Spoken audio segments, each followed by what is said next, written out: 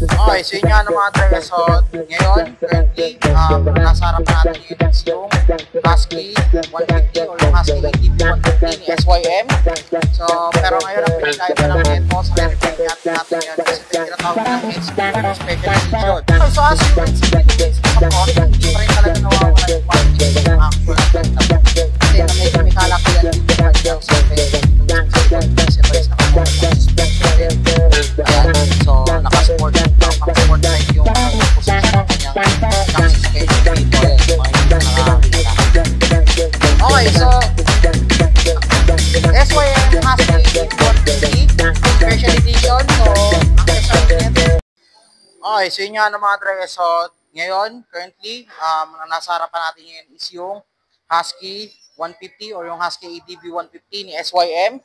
So, pero ngayon, ang pinagkaiba lang nito sa re-review natin yun is ito yung tinatawag nilang SE or yung Special Edition. So, napapansin naman natin dito mismo sa harapan natin na meron tayong tatlong kulay ng ATV dito. So, before natin simulan i-review itong mismong unit na to, syempre, huwag natin kakalimutan, intro muna tayo.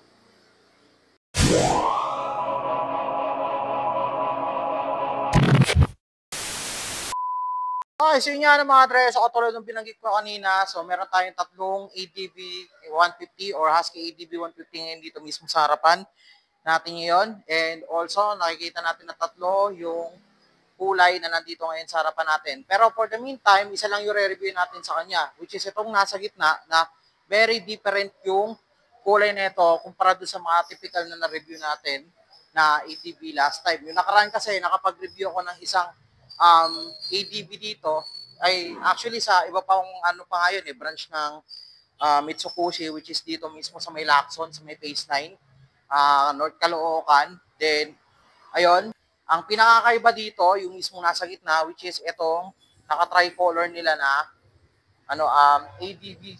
So, ito yung tinatawag nila na Special Edition Series. So, alam ko kasi pag Special Edition, technically limited lang talaga yung lumalabas na unit na ganito. And also, bibihira lang talaga ipakita to sa iba't ibang mga kasa na available ngayon dito sa Pilipinas, all over nationwide. So, ayun. Pero ngayon, sige, simulan na muna natin. So, basically, pareho lang naman to ng current na specification na meron kay Husky ATV 150, which is, ang engine type nito is naka 4-stroke, single cylinder, naka single overhead cam na rin, with 4 valves, tapos ang bore and stroke nito is 57.4 by 57.8 mm ang kanyang bore and stroke. So, displacement nito as usual, 150cc, compression ratio is 11.2:1. Fuel system is electric fuel injected na rin, plus liquid cooled na rin po ang motorsiklo na ito. Plus, ang transmission nito, automatic, naka CVT, belt drive. Tapos, frame type nito is naka 5 underbone.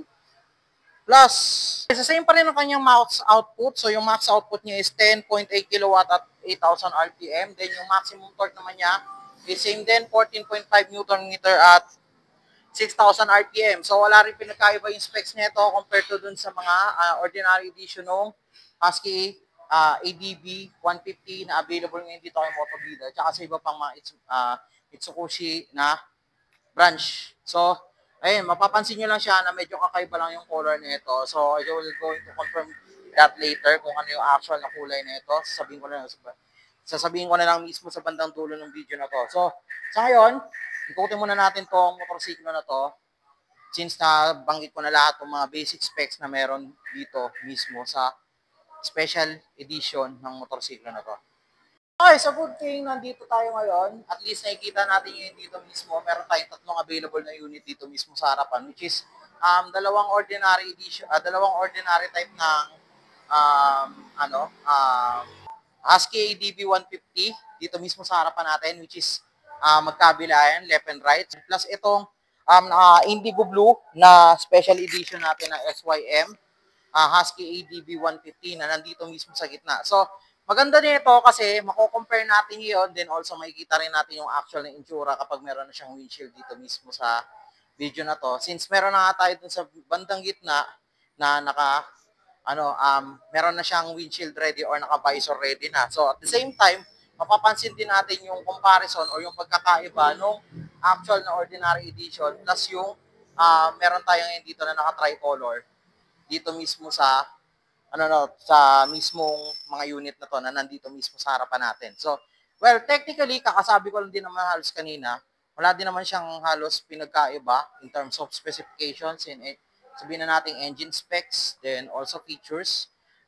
Pero definitely, mapapansin lang natin dito ngayon mismo based upon on my own observation is yung kulay lang talaga mismo ng actual na unit na to compared to dun sa iba. Kasi etong dalawa, katulad ng sinabi ko kanina na nandito sa magkabilang gilid is naka-gloss type to. Then ito naman is naka-matte finish naman yung kanyang pintura dito mismo sa etong nasa gitna na to, which is yung special edition na tricolor nila, which is ito yung indigo blue na to. So, ngayon, ikutin muna natin tong indigo blue na to.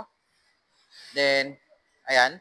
So, kung mapapansin natin mabuti na itong unit na to mismo na re-review natin yun, which is yung SE or yung special edition nila, is very typical yung design nito since ito ay halos magkapareho lang din dun sa mga actual na units ng ADB 150 or yung Husky ADB 150 na nire-release ngayon ng SYM.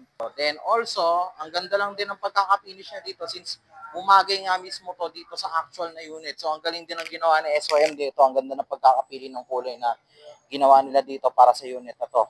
So, in terms of appearance, pareho lang din. Same din, DRL, dito mismo sa may bandang baba nung kanyang headlight. Tapos, naka-LED na rin yung kanyang headlight dito mismo, including the DRL. Plus, andito pa rin yung kanyang, lipat natin, andito pa rin yung kanyang signal light or yung turning lights niya dito sa may bandang taas, katulad lang din ng iba pang mga versions nito. So, andito pa rin yung kanyang, yung mismong salpakan ng visor o yung mismong holder niya. Meron pa rin siyang attachment dito. Plus, meron pa rin itong traction control system na indicated dito mismo sa motorsiklo na to. Okay, so as you can see dito mismo sa front, hindi pa rin talaga nawawala yung bulkiness ng actual na bike na to. Katulad din na nakita natin sa iba pang mga models or unit na typical natin nakikita sa iba pang kasa. Tsaka dito mismo sa Moto Vida, which is yun, katabi lang niya. Ito pala yung itsura niya pag naka-visor na. So, alam ko same lang din to kapag halimbawa nagpalagay na tayo ng visor dito mismo sa unit na to. Ang pinagkaiba lang talaga is kulay. So, yun nga, balikan nga muna natin. So, same lang din halos, yung bulkiness, yung sharpness ng ilang mga edges dito mismo sa kada kanto ng kanyang front, pati na rin doon mismo sa rear, is same pa rin doon sa actual na meron tayo ngayon sa iba pang mga ADB model ng Husky dito mismo sa na nakikita nga natin ngayon mismo dito sa loob ng kasa. So, yun. Then, also, papansin natin, para siyang may air vents dito. Pero, the usual is, wala pa naman talaga siyang buta. So, lang siya, some kind of aesthetic thing lang siya na available dito mismo sa motorsiklo na to. Then, mapapansin din natin na meron din siyang lalagyanan ng rubber padding or dito mismo sa footrest niya. Actually, magkabilaan yan na same din na makikita din natin doon mismo sa iba pang typical na, iba pang mga ATV na model. So, yun. Plus, ito. Pero before tayo dumako doon, so mapapansin na muna natin dito mismo sa kanyang front is, ayan. Ito, hindi pa rin nawawala yung kanyang beak, which is typical na ito na nakikita na natin sa Husky ADB 150. And typical na design niya na yan. So, ayan, hindi pa rin nawawala yung pinaka-iconic na niya, itsura dito mismo sa motorsiklo na to. Plus, yung kanyang suspension dito sa baba is naka-telescopic port suspension pa rin with suspension covers na rin dito na indicated sa kanyang dito mismo sa kanyang front suspension. Ayan. So, magkabila yan. Then, dual piston calipers pa rin ang gamit niya na caliper brakes plus naka-disc brake pa rin. Then, karagayan ng sinabi ko kanina, included na rin dito yung kanyang traction control system, which is, ang trabaho kasi alam naman natin na ang trabaho ng traction control system is pag tugmain yung actual na ikot ng gulong from front to rear para at least may iwasan din yung disgrasya habang ginagawa itong motorsiklo. So, tires, naka-dual sport, same pa rin. Ang alam ko, ang sukat nito is 120 by 70 by 13 na rin ito sa harap, itong front wheel niya. So, ayun. Yun yung actual na sukat ng gulong dito mismo sa may harap. Plus, ito, punta tayo dito mismo sa may bandang front. As you can see, ito mismo unit na to is naka-full digital TFT display na rin po siya. So, ayan, later on, ipapakita ko sa inyo yung actual na itsura nung mismo TFT display na ito para sa mga hindi pa nakakalam. Pero, titingnan natin ngayon kung merong pagkakaiba pa to doon sa sa iba pang mga units na available ngayon dito sa Motovida, yung kanyang TFT. Alam ko kasi the usual, wala naman eh. Kulay lang naman halos sa pinagkaiba eh. Pero sulit pa rin gamitin to kapag halimbawa na nira-ride mo to or ginagamit mo to mismo motorsiklo na to. Kasi ito is punong-puno na rin ang features tong motor na to since meron na siyang DCS. I don't know kung may ABS na rin ba to, pero mamaya tatanong ko na rin. So far so good, yun ang isa pa sa mga nalaman ko dito sa motorsiklo na to. So, which is, ayun, yun ang aalamin ko later on para malaman ko or to confirm kung meron nga ba silang, meron na rin ba to ABS or anti-lock braking system dito mismo sa motorsiklo na to. So, balik tayo dito sa front. So, mapapansin natin mabuti, naka-native handlebar na rin po ito. Then, ayan, dahil sa, based on my visuals, yung controls din niya, halos the same lang din. So, meron tayo ditong idle stop. Meron tayo ditong idle switch from the right. Tapos hazard, dito mismo sa likod niya. Plus yung electric start button. Then dito naman sa left is yung kanyang high beam and low beam. Yung kanyang turning lights na switch. Horns.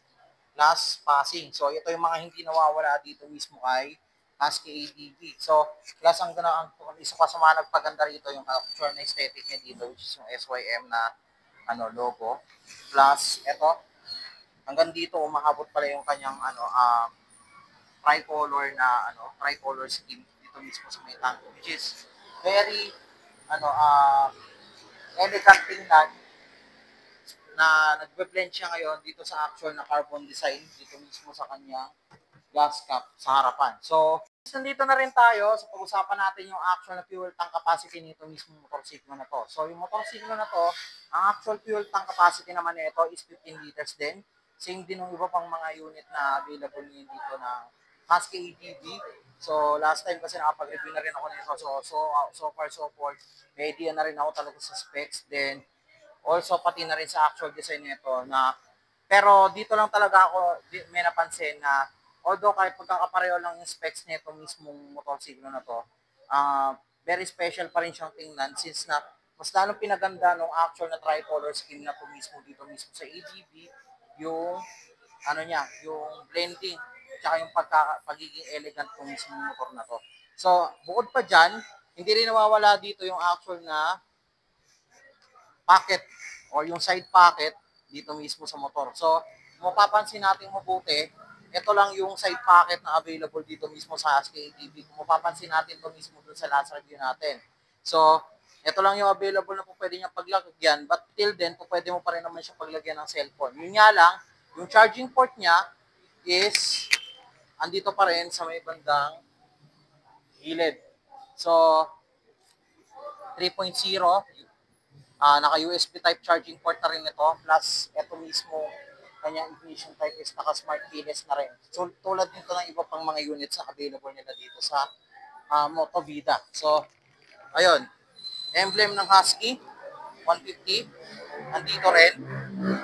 Ayan. Then, yung bulky and curved edges. Pati yung sharp edges nito mismo is nandito rin. Plus, mapapansin din natin mabuti yung kanyang OBR step note. Ayan, easy to access. Plus, tingnan natin ngayon kung ano nasa ilalim ng seat. Kasi ito ang pinaka-favorite ko eh. Kapag ganitong ganitong klase ng mga unit na nakikita ko ngayon sa market. Ayan. So, under the seat, usual, malaking compartment. Pero, nakadepende pa rin yan sa helmet na ilalagay mo kung malaki ba siya or hindi, or kung malapad ba or hindi. Kasi, Malaki na yung compartment na ito. May huge compartment na rin to. And I think yung mga small type na, ano ba tawag nito, helmet size, including yung half face, yung yung full face na medyo may kalinitan, tapos yung modular, I think kakasya siya rito. So, bukod pa dyan, po pwede pa kayong makapag-insert ng iba pang mga klase ng, iba pang mga gamit, like yung mga raincoat nyo, tools, then yung mga papeles nyo, if naka-covered naman sila ng envelope or yung mga special envelope na ginagamit natin sa registro natin or ORCR natin. Plus, kung mapapansin natin mabuti, dito mismo sa part na to is, ito yung pinaka-battery compartment niya. Alam ko, nandito rin mismo yung actual na takip nito. So, dito natin po pwede ilagay yung battery nito. Kung totoo nakita ko na yung actual na pagsisetup nito mismo, dito mismo sa Motobide. Hindi ko lang siya nakuha na ng video. So, dito natin po pwede ilagay yung battery natin if ever, kapag once na inactivate na to mismo, dito mismo sa loob ng kasa. So, ayan. Ganyan yung itsura ng seat niya. Malapad, malambot. Then also may partition din para sa rider tsaka sa mismong OBR. So which is hindi lang siya very comfortable, very convenient din in terms of riding and also riding especially kung city riding man kayo or for daily use man yan. Pangatid sundo nyo na rin or sabihin na natin pwede nyo gamitin for joyride. So yun ang kagandahan dito mismo sa motorsiklo na to. Napaka-aesthetic ng design. Then at the same time yung elegancy ng mismong color niya, na especially nakita ko tong SE na to. Alam ko total nabanggit ko na rin naman kanina, very limited lang talaga yung stock na nilabas nito ni SYM. Then also bilang lang din halos yung nilabas nila. So hindi natin ngayon masasabi kung saan pa ngayon sa ibang branch ang available nito. Baka sa susunod kung makuha to, baka makakuha pa ulit sila. So, di natin alam. Malay nyo, di ba? So, isa pa, grab bar. Napakakapal. Isa pa to sa mga pinabibiliban ko rito sa ASKDB. Ang kapal ng grab bar nito. Then, napakaganda ng pagkaka-gloss finish nito. I hope na tingin ko sobrang tagal ng kalidad ng pintura na ginamit dito. Then, also, hindi siya ganun kabilis mo babakbak kahit nasa any kind of weather man or kahit nawababad man to sa araw or ulan. Rain or shine, hindi ka nga nila. Pero depende pa rin yan doon sa user kung anong klaseng pag-iingat po pwede niyang gawin dito. Plus, ito mismo kanyang dito mismo sa may side ng taillight is naka-carbon na rin yung kanyang ASI. Dito mismo sa likod. Tapos yan, ito naka-plain black din. Plus ito, dito mismo sa may CVT is carbon finish na rin itong dito sa part na to. Dito sa may kanyang air filter. Plus dito mismo sa kanyang CVT. Ayun, ang laki ng makina nito. Ang bihirang, ilaw nakakita. Although nung nakaraan pa ako nakakita nito, pero ngayon ko lang pala napansin siya. Then, isa pa sa pinaka-unique dito, especially kapag husky, tradition na talaga to, very usual na talaga yung na makikita natin dito yung actual na neto, yung stance nung kanyang shock o yung position ng kanyang shock. Naka-sport type kasi to, pero naka-sport type yung forma nung shock suspension dito. Then may katabaan din kasi yung mismong niya dito, suspension niya rito sa likod. So, ito kasi is lang to naka monoshock suspension lang to.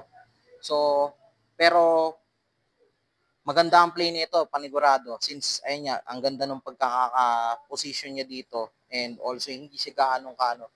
So, tama nga ako. As per Ma'am Kim said, na-confirm na natin. Naka-dual ABS na pala itong si Husky ATV 150. Itong SE.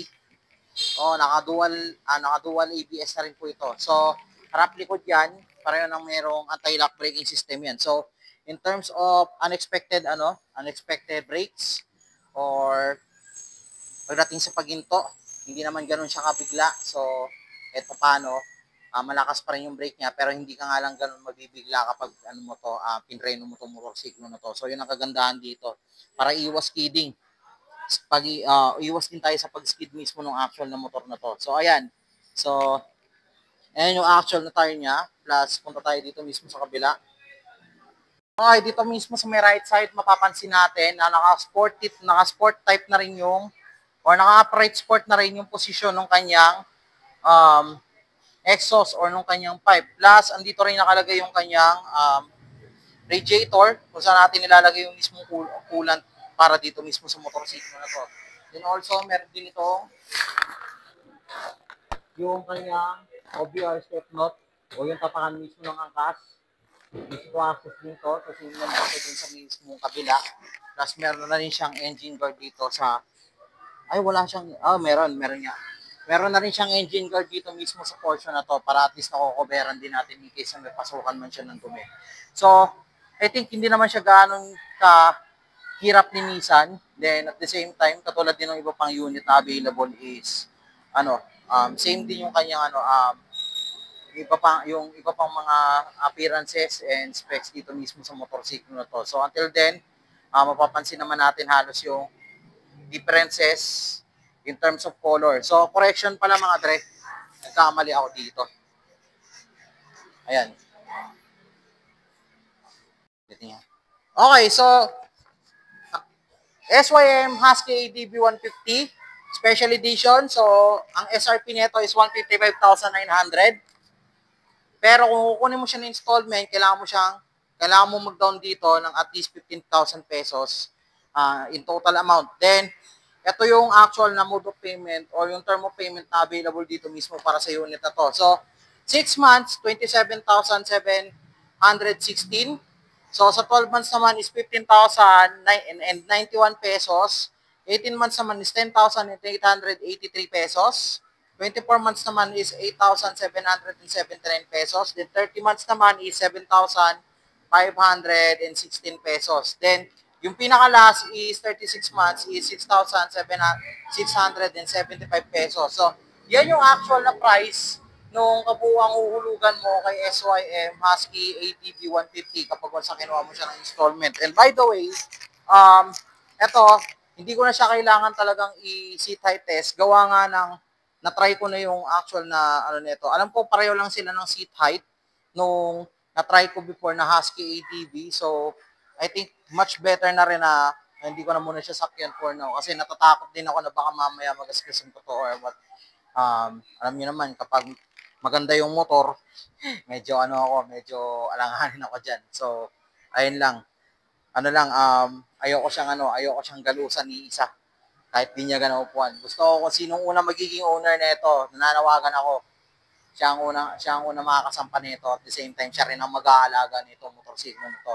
So, sapat na sa akin na nakita ko tong special edition ng SYM Husky ATV na to. Napakaganda. Then, at the same time, sobrang unique na itong motorsiklo na to. Actually, ito talaga yung una dapat na gusto kong kunin ng motor Pero, ayun, medyo nagpadali tayo kasi kinakailangan natin So, pinili ko na lang yung second choice ko na RFI 175. So, ayun nga mga tre. So, hanggang dito na lang muna sa ngayon. So, stay tuned na lang muna. Maraming salamat. Keep safe, ride safe. Jobs out. See